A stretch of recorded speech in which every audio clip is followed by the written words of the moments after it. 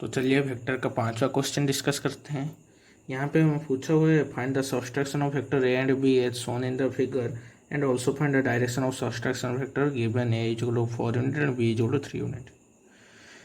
यहाँ पे क्वेश्चन में हमें एंगल दिया हुआ है ए और बी के बीच में 60 डिग्री, ए और वाई के बीच में 90 डिग्री, बी और वाई के बीच में 30 डिग्री। कोई भी एंगल दिया हुआ हो, हमें सिर्फ दो वेक्टर जिससे हमें सब्सट्रैक्ट करना है उसके बीच के एंगल को हमें निकालना पड़ेगा।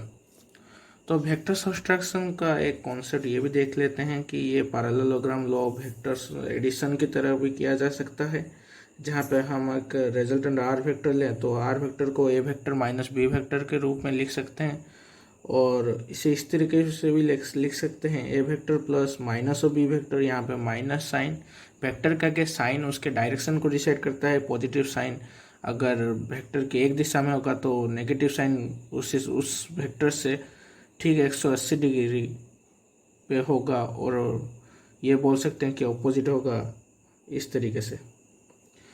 तो बी और माइनस बी में 180 डिग्री एंगल होगा, और रिजल्टेंट का मिनिमम वैल्यू भी 180 डिग्री में भी आता है, जो है ए और बी वेक्टर अगर हमें दिया हुआ हो और उसमें पूछे कि इन दोनों के बीच में मिनिमम वैल्यू क्या हो सकता है, तो हम R minimum A minus B लिखेंगे, जहाँ पे ए और बी में एंगल 180 डिग्री होना चाहिए। तो इसका सॉल्यूशन देखते हैं। यहाँ पे सॉल्यूशन में हमें यहाँ पे लिखना होगा R vector is equal to A plus minus B vector. तो अगर हम इस फिगर को और एक बार बनाएं तो कुछ इस तरीके से दिखेगा। अगर ये बी वेक्टर है तो ये माइनस बी वेक्टर होगा, और अगर ये ए वेक्टर है और इन दोनों के बीच में अगर एंगल 60 डिग्री हो तो इन दोनों के बीच में 180 minus 60 degree that is 120 degree. तो यहाँ पे ए और माइनस बी के बीच में एंगल 120 डिग्री है, तो यहाँ पे इसका वैल्यू आएगा A square plus B square plus 2ab cos 120 degree. तो एएसटीसी के रूल के हिसाब से अगर हम देखें तो कोस का वैल्यू कोस 90 प्लस थीटा तो माइनस कोस थीटा में आता है, जो कि यहाँ पे आएगा 16। ए का वैल्यू 4 दिया हुआ है तो ए स्क्वायर 16 प्लस 9 प्लस 2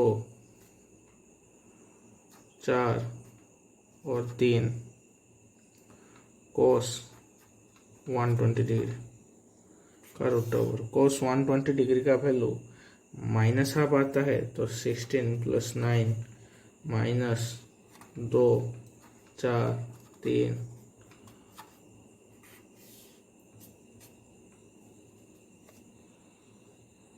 तो 16 ने 25 माइनस 12 तो रूट ओवर 13 आएगा इसका आंसर। और हाँ, हमें यहाँ पे डायरेक्शन भी पूछा हुआ है, तो डायरेक्शन को हम यहाँ पे कर लेते हैं। डायरेक्शन निकालने के लिए हमें उस वाले फॉर्मूले की ज़रूरत होगी जो हम एडिशन में यूज़ किया करते थे, tan alpha is equal to B sign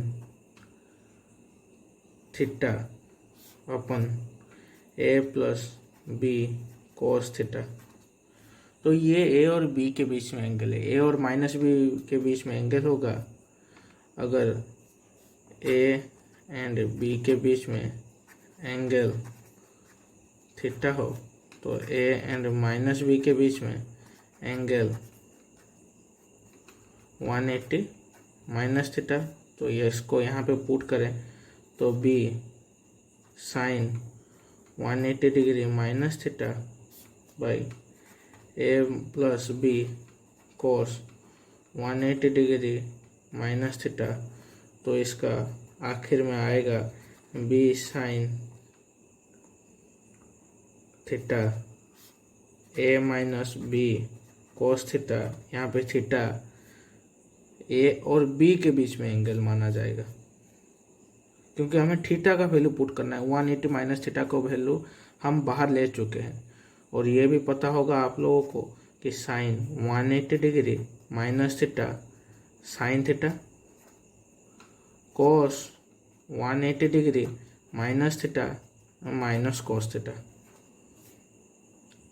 तो यहाँ पे B sine theta B √3/2 upon A minus B by 2,